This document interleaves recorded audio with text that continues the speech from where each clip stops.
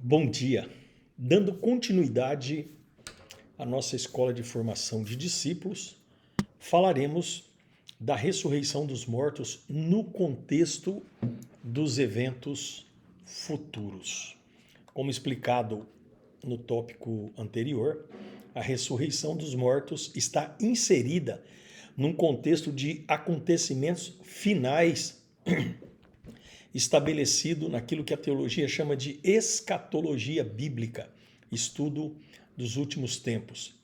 Então, fazem parte desse contexto de acontecimentos finais, primeiro a ressurreição dentre os mortos e o arrebatamento ali de 1 Tessalonicenses 4, 13 ao 18. Segundo os ensinamentos de Jesus e dos apóstolos, esse evento glorioso acontecerá dessa forma. A última trombeta soará na manifestação de Jesus Cristo, como diz 1 Coríntios 15, 32. Então todos os que morreram ao longo dos séculos, estando em Cristo, ressuscitarão primeiro, como diz 1 Tessalonicenses 4,16. Em seguida, nós, os vivos, os que ficarmos, seremos arrebatados juntamente com eles entre nuvens para o encontro do Senhor nos ares. E assim estaremos para sempre com o Senhor. 1 Tessalonicenses 4,17. Ambos receberão um novo corpo, corpo espiritual. Isso vem elencado em 1 Coríntios 15, 22 e 23 e 1 Coríntios 15, 51 e 52.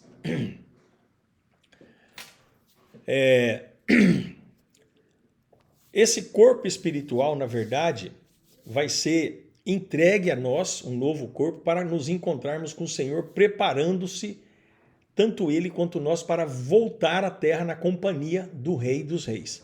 Essa é a primeira ressurreição, conforme está escrita bem definidamente em Apocalipse 20, versículo 6. Ali diz assim: bem-aventurado e santo é aquele que tem parte na primeira ressurreição.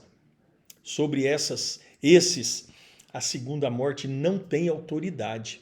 Pelo contrário, serão sacerdotes de Deus e de Cristo e reinarão com ele os 1000 anos.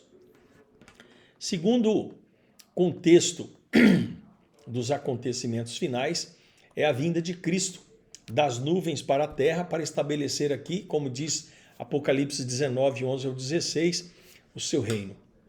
Terceiro aspecto, o reino milenial ou reino milenar de Apocalipse 20, do 1 ao 6, quando o Senhor Jesus estabelecerá em toda a terra um governo perfeito de paz e ordem marcado pelo equilíbrio entre justiça e amor, como nunca visto pelos homens.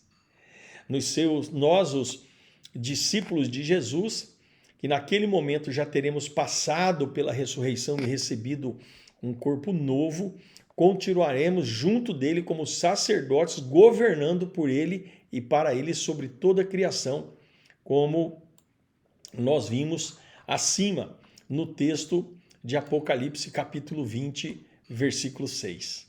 Enquanto isso, Satanás estará aprisionado. Um outro contexto que vai acontecer é o julgamento do grande trono branco. Ressurreição e juízo para a morte eterna. Aí sim, chamado, como diz ali Apocalipse 20, do 11 ao 15 e Apocalipse 21, 8, a segunda morte, que acontecerá após os 1000 anos do reinado de Cristo sobre a terra, atingindo todos os que não creram na palavra de Deus e não experimentaram a salvação, morrendo nessa condição. Outro contexto, a eternidade, com novos céus e nova terra.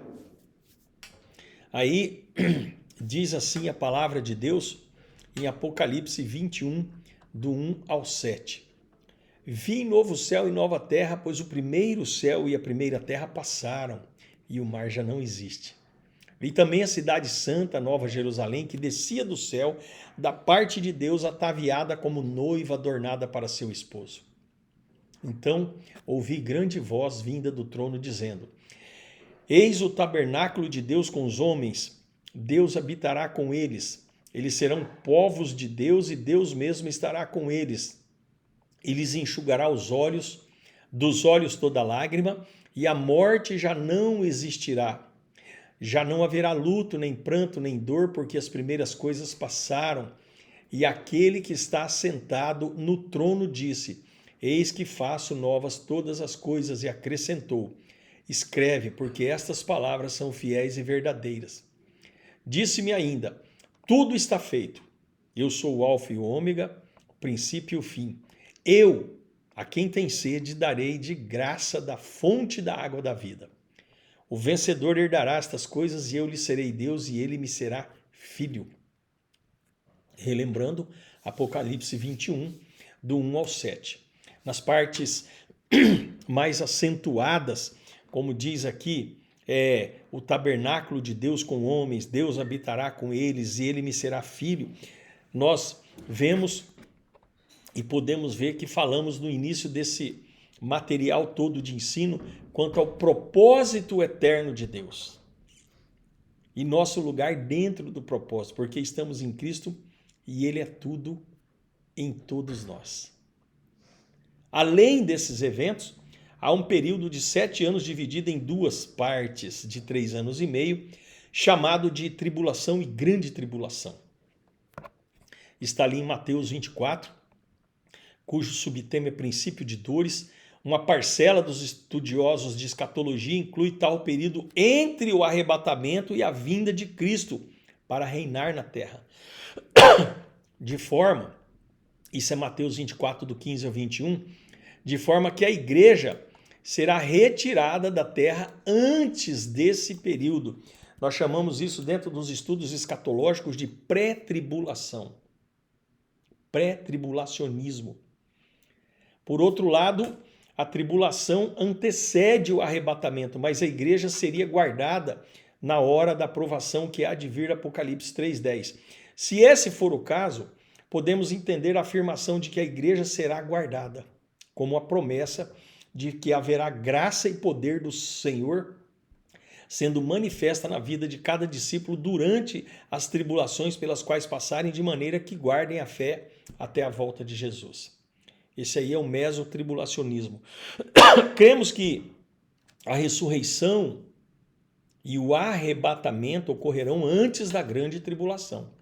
Mas o objetivo nosso aqui é esclarecer cada um dos eventos do fim e não ser categórico quanto aos pontos que não há unanimidade, porque tem pré, meso e pós-tribulacionismo.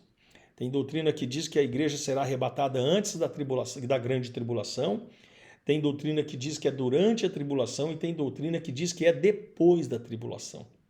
Essas posições escatológicas ou teológicas diferenciadas são respeitadas por nós, não é? Quanto à ordem cronológica dos eventos. Além disso, não há dúvida que em qualquer uma das hipóteses o Senhor Jesus estará no controle de tudo e, portanto, nos fortalecemos na fé para confiar na sua obra agradável e na sua perfeita vontade. Bom, existem conceitos equivocados acerca da vida após a morte.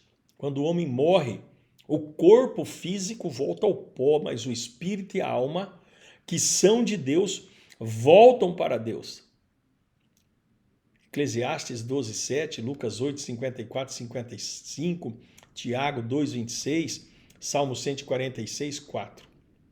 Esse modo de falar geográfico significa que ao morrer, o homem está na mão de Deus para seguir o seu destino eterno, conforme tenha sido sua fé e sua vida, como explicado desde aqui do início que nós estamos falando aqui acerca da primeira e da segunda ressurreição. As perguntas que nós fazemos e devemos responder agora são as seguintes: para onde vão os espíritos daqueles que não creem e nem obedecem a Deus quando morrem? Essa é uma pergunta que nós fazemos, né? Para onde vão os espíritos dos discípulos quando morrem? É uma pergunta que muitos fazem.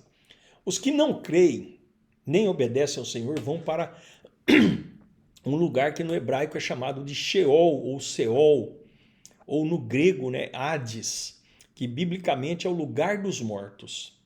Anteriormente à ressurreição do Senhor Jesus, havia no Hades 2 lugares, ou situações distintas. O lugar de tormento para os que não são do Senhor e o seio de Abraão para os que são do Senhor, conforme nós lemos em Lucas 16.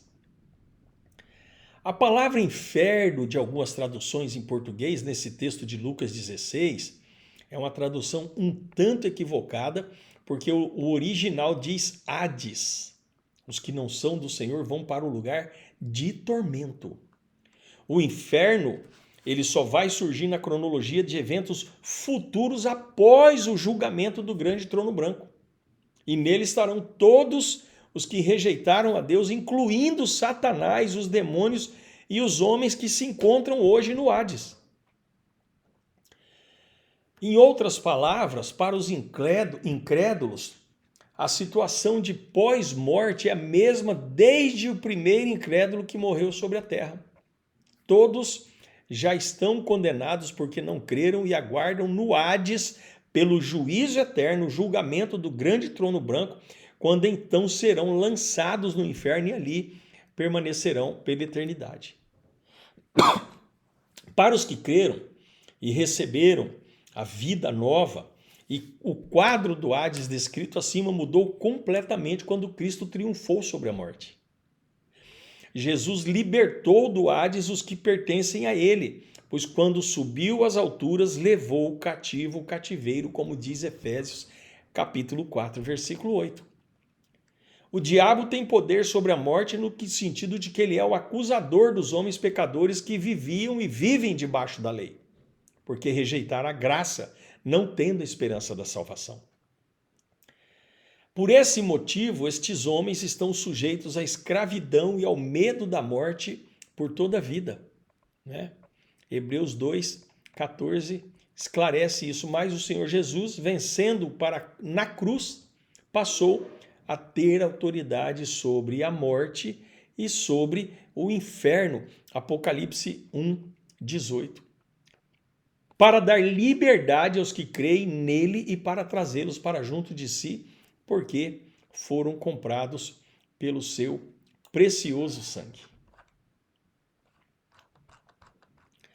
Dessa forma, podemos eliminar alguns conceitos equivocados sobre o que acontece aos homens, em especial aos discípulos após a sua morte. Primeiro, dormem. É possível que alguém já tenha ouvido falar que nós, discípulos de Cristo, estaremos dormindo, não é? Como se estivesse aqui um conceito de inatividade da alma e do espírito após a morte, como parecem sugerir alguns textos, inclusive das cartas de Paulo. Na verdade, trata-se de uma linguagem figurada referindo-se à espera pela ressurreição do corpo, que com a morte cessa sua atividade, corpo natural, corpo físico, até que recebamos um novo corpo, esse sim glorificado, chamado corpo espiritual. Agora, quando o corpo dos salvos morre, aí sim a locução dorme, seu espírito e alma vão para onde o Senhor Jesus se encontra, como ele próprio disse ao homem que morreu ao seu lado na cruz, ali em Lucas 23, 43. Em verdade te digo que hoje estarás comigo no paraíso. Por isso Paulo fala de seu desejo de partir e estar com Cristo. Ele fala isso em Filipenses capítulo 1, versículo 23. Nesse sentido também nós temos que examinar 2 Coríntios capítulo 5, versículo 8.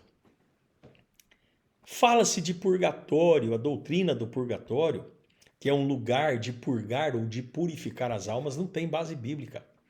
Isso é uma invenção humana, racionalista, totalmente, porque a Bíblia só menciona 3 lugares para o homem após a morte. O Hades, que é lugar de tormento, o céu, estar com o Senhor, e posteriormente o inferno, para onde irão no dia do juízo final todos os que se acham no Hades. Mas não há nenhuma menção a purgatório. Na verdade, o maior problema dessa doutrina do purgatório é que não é propriamente a questão geográfica, mas a equivocada afirmação de que alguém após a morte poderia ser salvo do juízo final por pagar a sua dívida ou ser beneficiado por preces, ou velas, ou promessas, ou orações, ou rezas de seus amigos e parentes. Isso é contrário a tudo que a Bíblia fala acerca da salvação em Cristo. O único meio de purificar nossas almas é o sangue de Jesus e acontece quando cremos nele conscientemente vivos, enquanto estamos vivos nesse corpo e não em algum lugar onde podemos ser salvos por esforço próprio ou esforço de outra pessoa. Imagina, né? Que absurdo isso. Tem a doutrina da reencarnação. É uma doutrina espírita e outras doutrinas que afirmam que os espíritos dos homens ficam no lugar de transição de onde voltam e reencarnam e adquirem um novo corpo, podendo se comunicar desde esse lugar com os que estão na Terra, chamado de necromancia, mediunidade, são taxativamente condenadas pela palavra de Deus como práticas malignas. Levítico 19:31 é específico.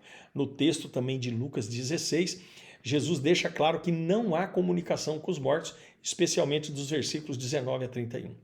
Quem procede dessa maneira está se comunicando com espíritos malignos, com demônios, imitadores e enganadores, como está claramente evidenciado em Efésios 2, versículos 1 e 2.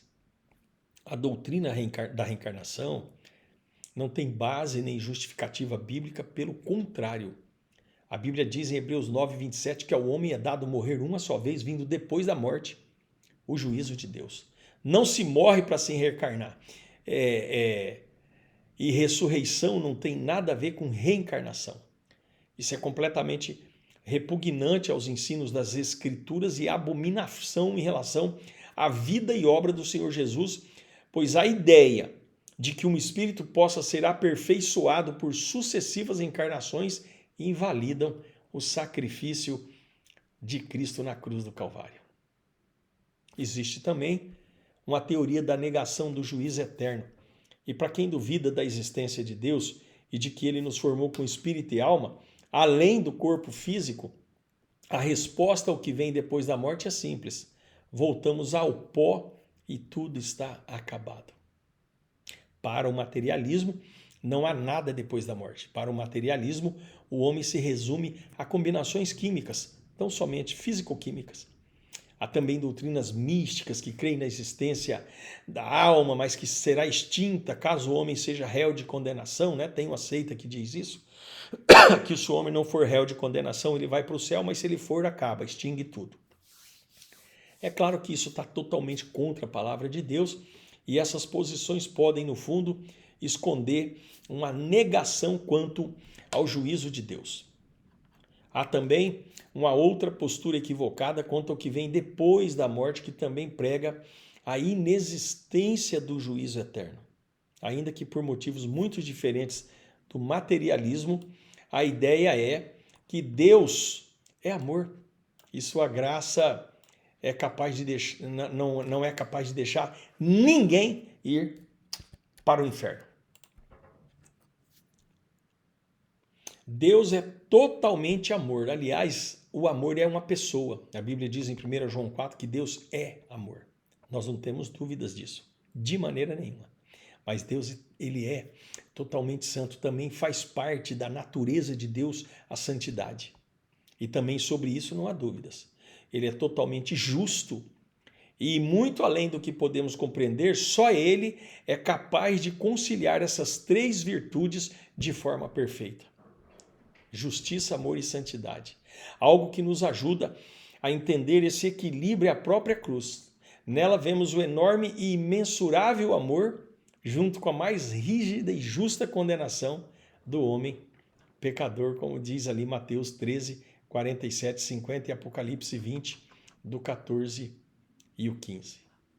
Assim, afirmar que por causa da graça, o amor de Deus e o amor de Deus, nenhum homem irá experimentar a condenação eterna, mesmo que tenha recusado a obra de Jesus na cruz, rejeitado a pessoa de Cristo, é tão oposto à palavra de Deus quanto ao materialismo, no sentido de que ambos excluem a justiça de Deus e o juízo eterno, que é, na verdade, o próximo assunto que nós iremos abordar se Deus permitir.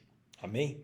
Que Deus nos abençoe, que nós tenhamos um dia de excelência, que o Senhor derrame a paz em Jerusalém, que Ele derrame a paz sobre a nossa cidade. Nós oramos pela nossa prefeita, pela vice-prefeita na vigília ontem, declaramos a bondade de Deus sobre Campo Grande, sobre a nossa cidade, declaramos a paz em Jerusalém e bendizemos o nome do Senhor. O pão nosso de cada dia nos dai hoje, Senhor. Derrama sobre nós o pão e a semente, para que sejamos despenseiros fiéis da Tua palavra, da Tua provisão. Abençoa nossos filhos e derrama sobre eles a virtude do Senhor em nome do Senhor Jesus Cristo. Até amanhã, se Deus quiser. Amém. Graça e paz.